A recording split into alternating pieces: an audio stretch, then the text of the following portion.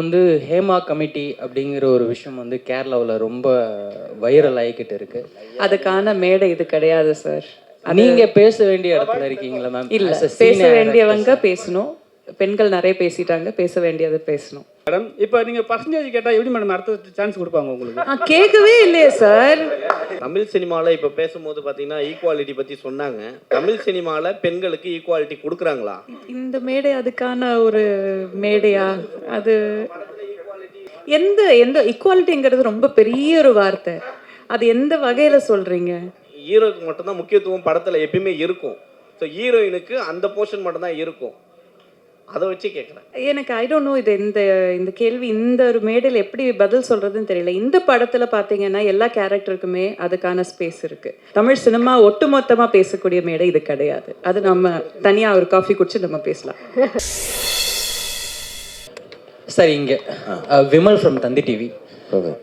Sir, Tamil சினிமாவோட ரொம்ப சார்மிங்கான actor நீங்கள், ரொம்ப ஹார்ட் ஒர்க்கான ஆக்டர் நீங்கள், ரொம்ப தலை சிறந்த நடிகர் நீங்கள் வந்து தமிழ் சினிமாவில் ஒரு நல்ல படங்களை கொடுக்கணும்னு எல்லாரும் எதிர்பார்த்துட்ருக்காங்க. நீங்கள் ஏன் பண்ணுறதில்ல? பாலிவுட்டில் இருக்க மாதிரியான நெப்போட்டிசம் இதுக்கு காரணமா, இல்லை நல்ல கதைகள் உங்களை வந்து சேராதது காரணமா? இல்லை சார், நெப்போட்டிசம் ஸ்டேஜெலாம் நான் தாண்டிட்டேன் சார். அதெல்லாம் இப்போ இருக்கிற இப்போ இருக்கிற ஜென்ரேஷனில் ஒரு 2 படம் 3 படம் பண்ணவங்களுக்கு வேணால் மேபி இருக்கலாம். நான் ஸ்டார்ட் பண்ண டைமில் சினிமா ரொம்ப ஓப்பனாக இருந்தது. ஆக்சுவலாக வாரிசு நடிகர்கள் வந்து நம்மளை வந்துட்டு போட்டு அழுத்துற மாதிரியான சுச்சுவேஷன்லாம் இங்கே யாருக்குமே இல்லை. அதான் இங்கே இப்போ தமிழ் சினிமாவை பொறுத்த வரைக்கும் வந்துட்டு நீ உழைச்சா உனக்கு காசு, உனக்கு திறமை இருந்தால் நீ ஏறி போயிட்டே இருக்கலாம், இவ்வளோ தான் கணக்கு. ஸோ அதுதான் வந்துட்டு நான் இருந்த டைம்லேருந்து இப்போ வரைக்குமே. ஆனால் அதுதான் பேசிக்காகவே இருக்குது. நான் இல்லை சார், சம்டைம்ஸ் என்ன ஆகுதுன்னா, ஒரு ஸ்டேஜுக்கு மேலே நம்மளே பிடிச்சி இழுத்து போக வேண்டியிருக்குல்ல. அப்படி இருக்கும்போது ஒரு சில நல்ல கதைகள் வருது, ஆனால் அதுக்கு வந்துட்டு சரியான தயாரிப்பாளர் அமைய மாட்டேங்குது. அந்த மாதிரி அந்த கரெக்டான டைமில் வந்துட்டு அந்த 3 டாட்ஸை கனெக்ட் பண்ணும்போது நம்மளுக்கு வந்துட்டு அடுத்த லெவல் போகிறதுக்கான ஒரு வாய்ப்பு கிடைக்கும். அந்த மாதிரி நடக்க மாட்டேங்குது. ஸோ எனக்கு என்ன வருதோ அதை நான் கரெக்டாக பண்ணி போயிட்டுருக்கிறனால தான் வந்துட்டு நீங்கள் சொல்கிற மாதிரி இந்த கேள்விக்கு வந்துட்டு நான் பதில் சொல்ல வேண்டியிருக்கு. என்னென்னா, ஏன் நீங்கள் அடுத்த லெவல் போகலங்கிறதா உங்களோட கேள்வி. ஸோ அது காரணமே இதுதான். என்னென்னா, நம்மளுக்கு ஒரு விஷயம் இப்போ ஃபார் எக்ஸாம்பிள் எடுத்துக்கிட்டிங்கன்னா, நான் ஒரு 2 மாதம் முன்னாடி ஒரு எக்ஸ்ட்ராடனரி ஸ்கிரிப்ட் கேட்டேன். அந்த ஸ்கிரிப்டுக்கு வந்துட்டு ஒரு ப்ரொடியூசர் வந்துட்டு அந்த டைரக்டர் எடுத்துகிட்டு வந்தார். ஆனால் அந்த ப்ரொடியூசருடைய ஆப்ஷன் வேறு ஆர்டிஸ்ட்டாக இருக்குது. புரியுதுங்களா? ஸோ இப்போ இந்த இடத்துல நான் சண்டை போட வேண்டிய விஷயம் என்னன்னு பார்த்தீங்கன்னா வந்துட்டு, அந்த கதையை நான் எனக்கு பண்ணுறதுக்கு அந்த டைரக்டரையும் அந்த கதையும் தக்க வைக்கணும். அதுக்கு நான் என்ன பண்ணணும்? ஒன்று நான் ப்ரொடியூஸ் பண்ணணும், இல்லைனா எனக்கு தெரிஞ்ச யாரையா ஃப்ரெண்ட்ஸை கூப்பிட்டு ப்ரொடியூஸ் பண்ண வைக்கணும். அது முடியுமா? முடியாது. அப்போ அந்த கதை எங்கே போகும்? அடுத்த ஆர்டிஸ்ட்டுக்கு போய் அந்த படம் பெரிய வெற்றி அடையும் போது. ஸோ இப்படியே தான் போயிட்டுருக்கு. அது ஒரு மாதிரி செயினாக போயிட்டுருக்கிறதுனால தான் வந்துட்டு, ஸோ நம்மளுக்கு இருக்கிற விஷயத்த நம்ம அழகாக நம்மளை நம்பி வரவங்கள ரொம்ப அழகாக நம்ம வச்சு நம்ம அடுத்தடுத்த லெவல் போகிறதுக்கு முயற்சி பண்ணிகிட்டே இருக்கணும். அவ்வளோதான் சார், ஒன்றுமே பண்ணவே முடியாது. That is how it works. When you don't have a push, you have to accept the fact. அவ்வளோதான். இதுதான், இதை புஷ் பண்ணி போவோம், எங்கேயோ ஒரு டைமில் வரும். அவ்வளோதான். மற்றபடி நெப்போட்டிசம்லாம் கிடையாது சார். தமிழ் சினிமா பொறுத்த வரைக்கும்லாம் எனக்கு தெரிஞ்சு எல்லாரையும் வந்துட்டு வாழ வச்சுட்ருக்கு தமிழ் சினிமா. நீ வந்து திறமையோடு இருக்கியா, உழைக்கிறியா, ரெடியாக இருக்கியா, போயிட்டே இருக்கலாம் மேலே. அவ்வளோதான். Thank you sir. பக்கத்தில் ma'am. Hello ma'am. I'm a very big fan of you ma'am. சின்ன வயசுலேருந்து மட்டும் சொல்லிடாதீங்க ப்ளீஸ். மேம், இப்போ வந்து ஹேமா கமிட்டி அப்படிங்கிற ஒரு விஷயம் வந்து கேரளாவில் ரொம்ப வைரல் ஆகிக்கிட்டு இருக்கு. அதுக்கான மேடை இது கிடையாது சார். நீங்கள் பேச வேண்டிய இடத்துல இருக்கீங்களா மேம்? இல்லை, பேச வேண்டியவங்க பேசணும். பெண்கள் நிறைய பேசிட்டாங்க, பேச வேண்டியது பேசணும். So this is not the time. அந்த கொஸ்டினுக்கான மேடை இது கிடையாது சார். படம் குறித்து உங்களுடைய கேள்விகள் இருக்கட்டும். பரத் சார் சார் சொல்லுங்கள் சார். இங்கேருந்து பார்க்குறப்போ நிறைய ஆடியோ ஃபங்க்ஷன் இந்த மாதிரி ப்ரெஸ் மீட்லாம் கலந்துருப்போம். ஆனால் இவ்வளோ ஹீரோயின்ஸ் மேடையில் இருக்க மாட்டாங்க, வெறும் ஆம்பளைங்களே மீட்டிங்லாம் பார்த்துருக்கோம். இவ்வளோ ஹீரோயின்ஸ் இங்கேருந்து பார்க்குறப்ப எங்களுக்கே மகிழ்ச்சியாக இருக்குது. படத்தில் நடித்த உங்களுக்கு எப்படி இருந்தது? நடித்தது ஒரே ஒரு ஹீரோயினோடங்க.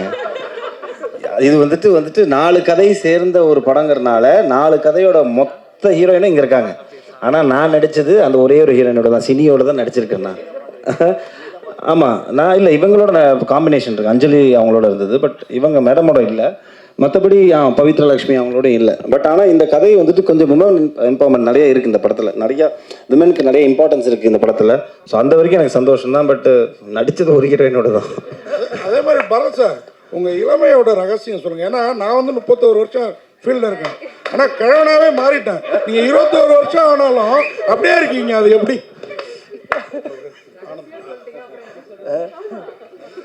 இல்லை சார், ரொம்ப ஹாப்பி. இங்கே சந்தோஷமாக வச்சுக்கிட்டாலே போதும் சார். நான் ரொம்ப பேராசை கிடையாது. சினிமாவில் நம்ம அடுத்த லெவல் போகணும்னு சொல்லிட்டு நிறைய யோசிக்கிறது கிடையாது. ஸோ ஆட்டோமேட்டிக்லி நீங்கள் வந்துட்டு இப்போ கண்டென்ட்டான ஒரு சொல்லுவாங்கள்ல, நம்மளுக்கு என்ன இருப்போ அதை வச்சு நம்ம வந்துட்டு வாழ்க்கையை நடத்தினோம்னாலே ஸ்ட்ரெஸ்ஸுக்கு அதிகம் கம்மியாயிடும். ஸோ புரிஞ்சது. இப்போ நீங்கள் கூட எல்லாமே ஆகலாம். இப்போ கிழவன்லேருந்து திருப்பியும் குமரனா மாறலாம். ஸோ ஸ்ட்ரெஸ் எடுத்துக்காதீங்க. கேப்டன், உங்களுக்கு ஒரு கேள்வி. மேடையில் வந்து மேடத்துக்கு எவ்வளோ அட்வான்ஸ் கொடுத்தேன்னு சொல்லிட்டீங்க, பரத் சாருக்கும் மற்றவங்களுக்கும் எவ்வளோ கொடுத்தேன்னு சொன்னீங்கன்னா நாங்களும் ப்ரொடியூசர் ஆகும்ல? அண்ணா அதெல்லாம் தனியாக வாங்கலாம், பேசிக்கலாம்.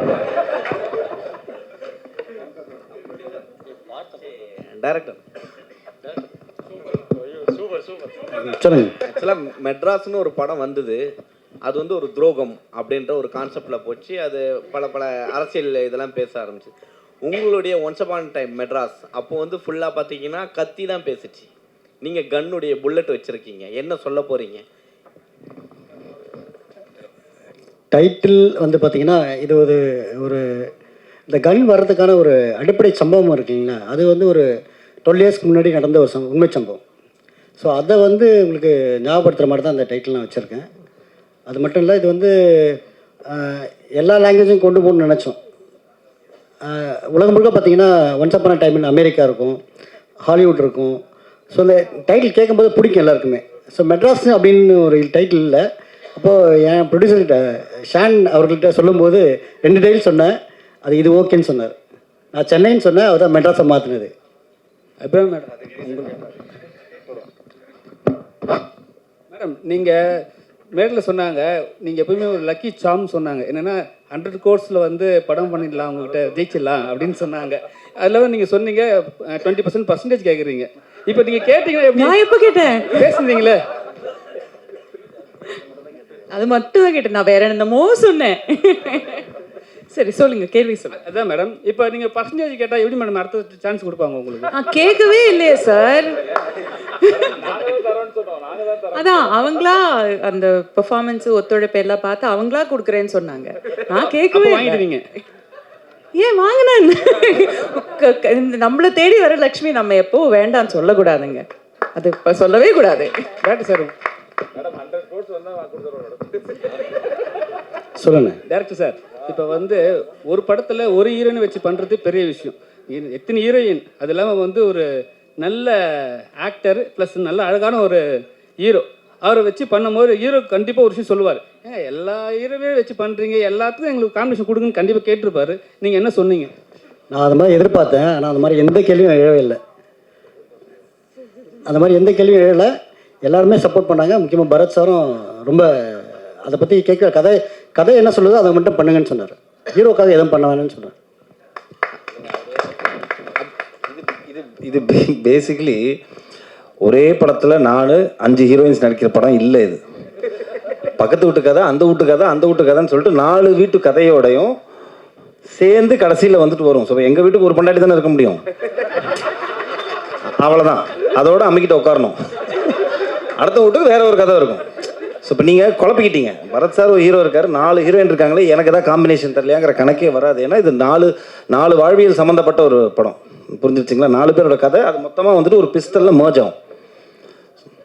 அபிராம் மேடம், தமிழ் சினிமாவில் இப்போ பேசும்போது பார்த்தீங்கன்னா ஈக்குவாலிட்டி பற்றி சொன்னாங்க. தமிழ் சினிமாவில் பெண்களுக்கு ஈக்குவாலிட்டி கொடுக்குறாங்களா? இந்த மேடை அதுக்கான ஒரு மேடையா? அது எந்த ஈக்குவாலிட்டிங்கிறது ரொம்ப பெரிய ஒரு வார்த்தை. அது எந்த வகையில சொல்றீங்க?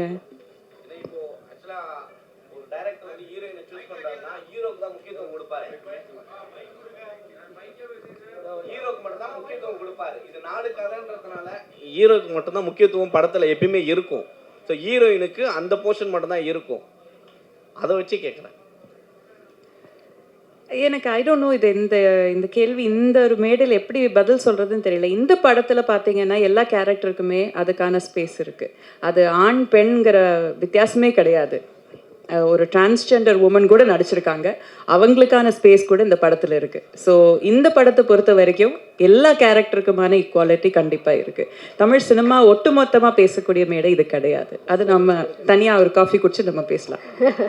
Fine, thank you thank you Bharat sir, ஒரு குடும்பம் ஒரு வீடு தான் அப்படின்னு சொன்னீங்க. ஆனால் பக்கத்து வீட்டு மேலேயும் பார்வை விழும் இல்லையா? மாற்றான் தோட்டத்துக்கு தானே மல்லிகை மனம் அதிகம்.